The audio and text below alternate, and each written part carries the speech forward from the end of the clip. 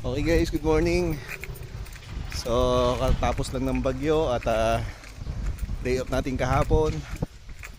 So, another day, another babanat na naman. Ganda po ba ang kitaan dyan? So, malalaman natin mamaya. Mamaya ulit. Na? So, hanapin ko na yung aking kabayo. Kung nasaan. Layo. Ay, ko po. Yan, 3551.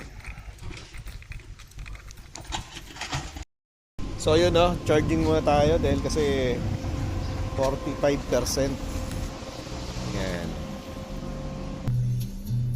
Okay guys, so yun yung tanong ng mga tropa dyan, ganda ba daw ang kitaan dito?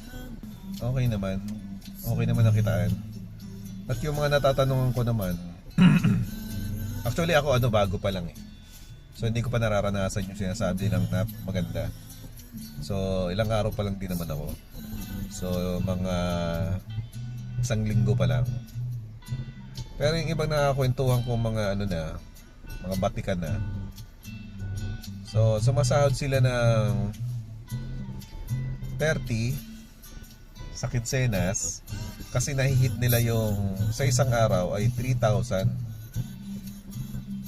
3,500, 4,000. Pag nahihit yun, nakakaroon sila ng incentive doon. Kaya doon sila lumalaki, doon lumalaki kita nila. Sa 3,500 900. Isipin mo yun. So ibig sabihin, kung ganun lagi ang kinikita mo sa isang araw, mataas pa, mas malaki ang sasahurin mo. Kaya dito talaga, sabi nga rito, tiyagaan, sipagan, tiis. Wala naman talagang madaling trabaho Talagang tiyaga lang talaga. Ang problema kasi rito, okay naman yung okay naman tong biyahe. Ang problema kasi minsan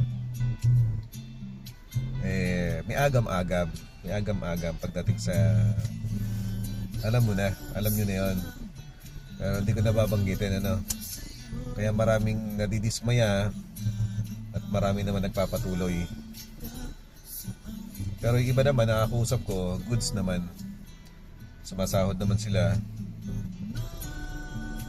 kumikita naman, pagmamayabog na nila sa amin yun, pangita naman. So hindi ko lang nakakuhanan yung mga nila yung mga nila sa apps yung makikita